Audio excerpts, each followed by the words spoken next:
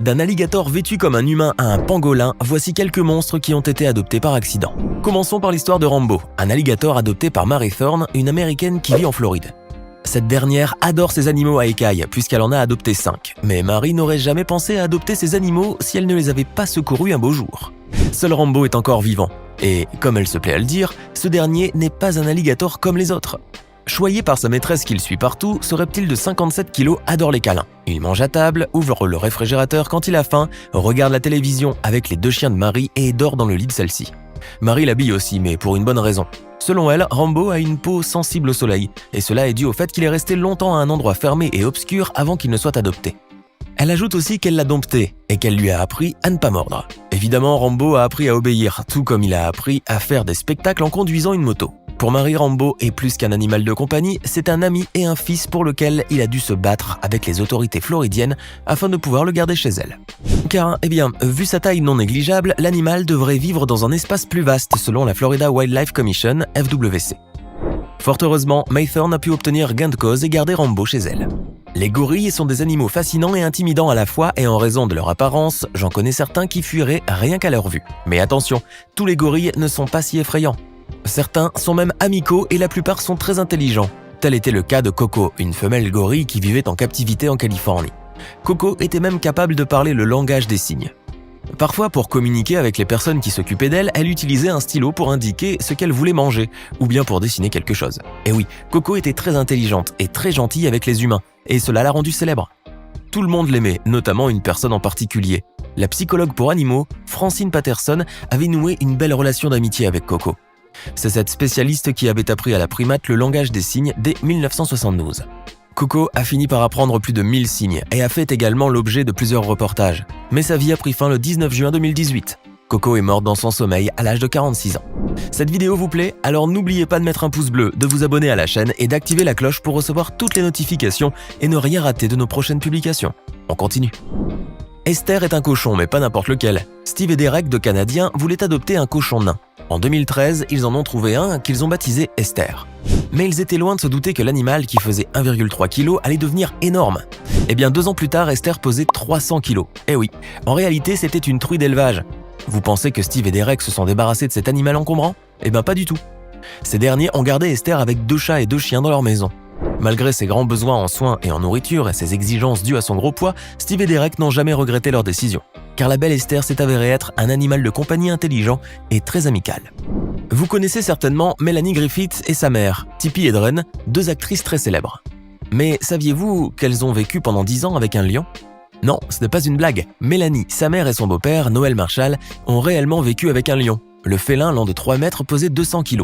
L'idée d'adopter un lion n'avait pourtant rien de capricieux. Tippi Hedren et son mari avaient un projet de film intitulé Roar, qui mettait en vedette des fauves, dont les lions.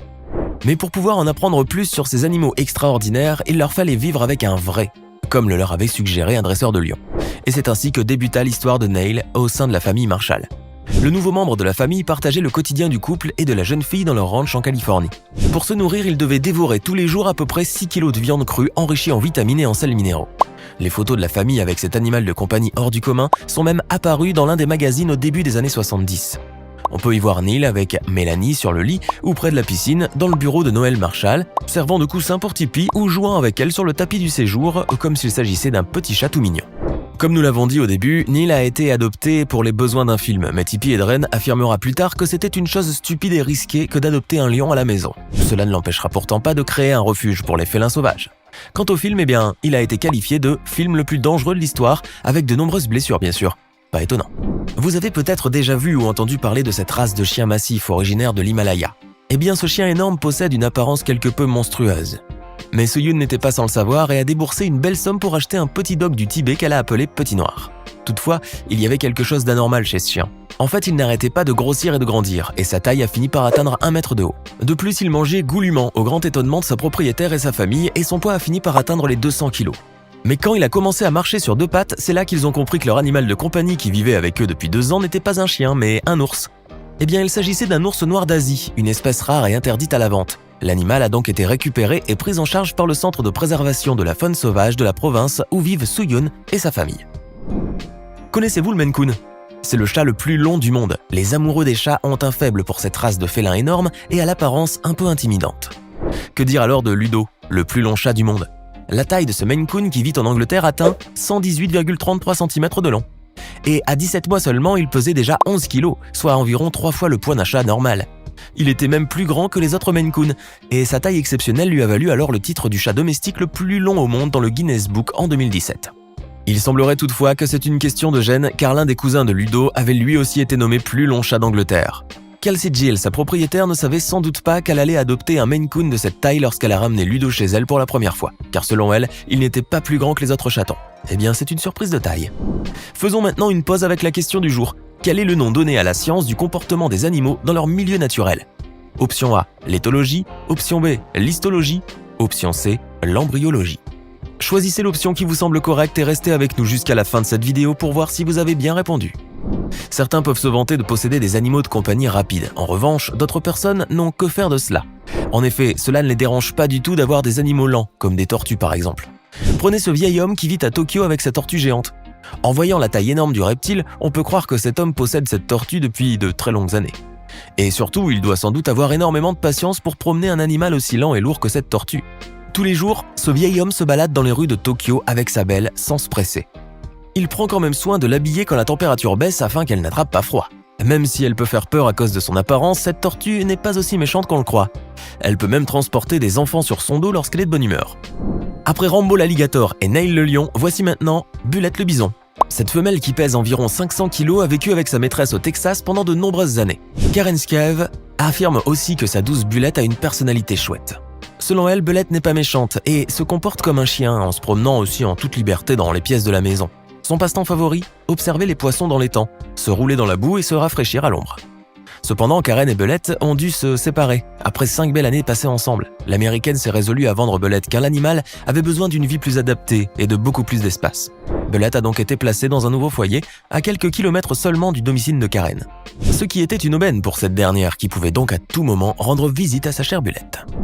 Il n'y a pas que Melanie Griffith et sa famille qui ont eu le courage de posséder un lion. Zulkifli Chaudhary, un jeune homme originaire du Pakistan, possède lui aussi un lion qu'il a adopté et qu'il a dressé comme un chien. Eh bien, ce jeune lion appelé Babar a droit à un vrai luxe et à toutes les gâteries du monde. Imaginez qu'il possède un lit immense avec matelas double et climatisation, rien que pour lui. Il peut aussi se prélasser sur son lit quand l'envie lui prend de faire un petit somme. De plus, il se promène dans la maison en toute liberté. Et enfin, pour se nourrir, ce gros chat a besoin d'à peu près 8 kg de viande crue tous les jours. Zulkifli Chaudhary a acheté Babar alors qu'il n'était qu'un lionceau de 2 mois pour la somme de 3 600 € environ. Ce père de famille qui adore les lions a même affirmé qu'il n'allait jamais attacher Babar. Pourquoi donc attacher ce gentil minet que toute la famille de Zulkifli adore, y compris son fils de 2 ans? Voici maintenant Jessica, une femelle hippopotame qui vit avec une famille en Afrique du Sud.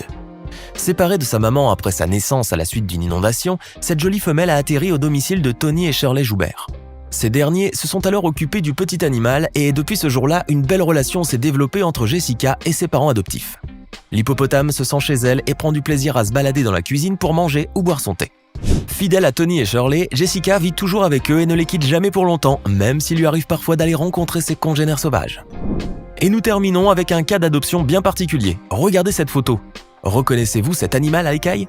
Il s'agit d'un pangolin bien sûr, mais à vrai dire, ce n'est qu'un photomontage. Oui, cette photo est un fake, mais il n'empêche que cet animal largement exploité est devenu au cœur des attentions des écologistes. Ces derniers font tout leur possible pour venir au secours de ces animaux qui font l'objet d'un trafic illégal sans pareil. Tel est le cas de Honeybun, un bébé pangolin qui a été sauvé et adopté par Maria Dickman, une écologiste américaine. Honeybun vit désormais chez Maria et semble bien s'y plaire. Regardez comment il se promène librement dans la maison en multipliant les bêtises toutefois. Honeybun n'est pas le seul pangolin à avoir été sauvé par cette écologiste, fervente défenseuse de ces animaux. En 5 ans, plus de 50 pangolins ont été sauvés par Maria Dickman. Une mission noble et louable dans laquelle elle met tout son cœur. Pour une raison ou pour une autre, certaines personnes se retrouvent à adopter des animaux hors du commun, comme ceux que vous venez de découvrir aujourd'hui. Mais ces animaux exotiques ne sont pas dangereux, enfin pas tous. Dites-nous, que pensez-vous de tout cela? Aimeriez-vous, vous aussi, adopter un animal que l'on n'a pas tendance à domestiquer? Laissez-nous votre réponse dans les commentaires. Et à propos de la réponse à notre question, il s'agit de la réponse A, l'éthologie. En effet, cette science consiste en l'étude des animaux dans leur milieu naturel, et cela inclut même l'humain. Bravo si vous aviez trouvé la réponse à cette question. Hey! Savez-vous que nous avons des centaines d'autres vidéos disponibles pour vous? Commencez immédiatement une nouvelle vidéo en cliquant sur l'une de ces deux propositions et à demain, même heure, même chaîne pour de nouvelles découvertes.